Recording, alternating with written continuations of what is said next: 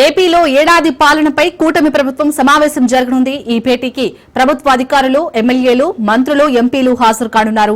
ఏడాది కాలంలో ప్రభుత్వ కార్యక్రమాలు, అభివృద్ధిపై చర్చించనున్నారు. మొదటి ఏడాది ప్రోగ్రెస్ వివరించి రెండో ఏడాది లక్ష్యాలపై చర్చించనున్నారు. రెండో ఏడాది పాలన లక్ష్యాలను CM Chandrababu, deputy CM Pawan వివరించినట్టుగా తెలుస్తోంది.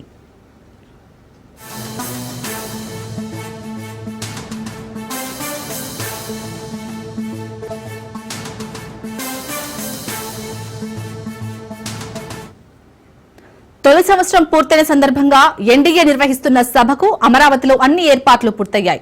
రాష్ట్రంలో కూటమి ప్రభుత్వం అధికారంలోకి వచ్చి ఏడాది కాలం పూర్తయిన సందర్భంగా ఏడాది కాలంలో ప్రభుత్వం చేసిన అభివృద్ధి, సంక్షేమ కార్యక్రమాలను ప్రజలకు వివరించేందుకు సుపరిపాలనలో తొలి అడుగు పేరిట ఈ సభ ప్రారంభం కానుంది.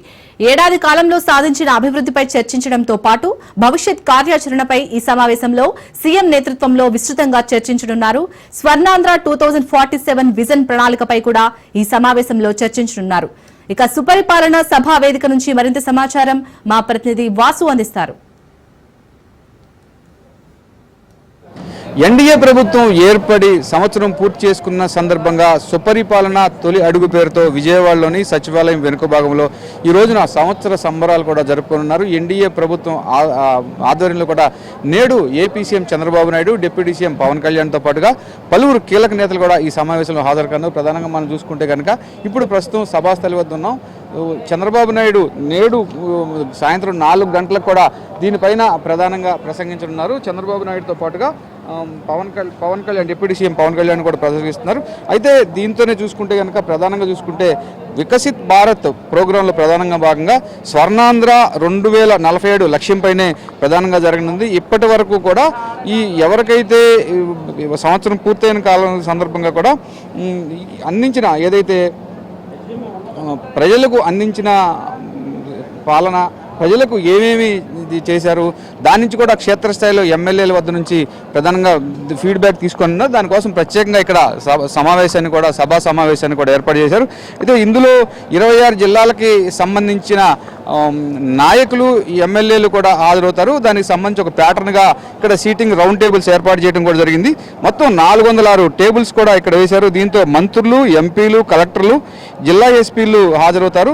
175 సంబంధించిన కాన్స్టిట్యున్సీలకి సంబంధించి ప్రధానంగా అంటే ఇప్పుడు ప్రస్తుతం 175లో 11 ఎమ్మెల్యేలకు మినహాయించుకుంటే మిగిలిన ఎమ్మెల్యేలందరూ కూడా హాజరు కానున్నారు. దానికి సంబంధించిన జిల్లాకి సంబంధించిన మంత్రులు, ప్రధాన అధికారులు కూడా హాజరవుతారు. దీంట్లో కీలకంగా చూసుకుంటే కనుక ఇప్పటి వరకు మనం ఏమేమి ఈ వేదిక పైన కార్యక్రమం ఎలా జరుగుతుంది, ప్రభుత్వం ఏర్పడి సంవత్సరం గడిచినందుకు కానీ జూన్ 12వ తారీఖున సంవత్సరం అయిన నేపథ్యంలో కూడా ఈ భేటీ నిర్వహించాలని భావించారు.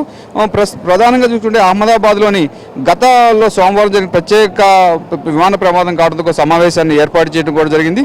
దీంతోనే సంస్కరణల్లో మార్పులు తీసుకురావడం, ప్రధానంగా సంక్షేమాభివృద్ధి కృషిని కూడా సమీక్షించున్నారు. వచ్చే 4 ఏళ్లలో ప్రజలకు ఎటువంటివి మనం నెరవేర్చాలి అన్న అంశాలతో ప్రధానంగా ఈ సమావేశం సాగనుంది.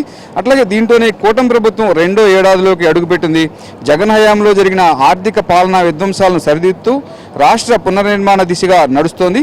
స్వల్పకాలిక అభివృద్ధి లక్ష్యాలతో పాటుగా స్వర్ణాంధ్ర విజన్ 2047 లాంటి దీర్ఘకాలిక ప్రణాళికలు రూపొందించేందుకు ఎలా అమలు చేయాలంటే కూడా చేస్తుంది. అట్లాగే నీటిని అందించే అంటే సాగునీటిని అందించే పోలవరం ప్రాజెక్టు, రాజధాని అమరావతి నిర్మాణం, పరిశ్రమలు పెట్టుబడులకు ఎలా తీసుకురావాలి, ఈ పరిశ్రమలు పెట్టుబడుల కారణంగానే ప్రస్తుతం 20 లక్షల మందికి ఉద్యోగ భృతిని ఎలా కల్పించాలి, దీనికి ఎటువంటి మనం పర్మిషన్స్ ఇవ్వాలి అన్న దశలో కూడా ఈ కార్యక్రమాలు సాగుతాయి.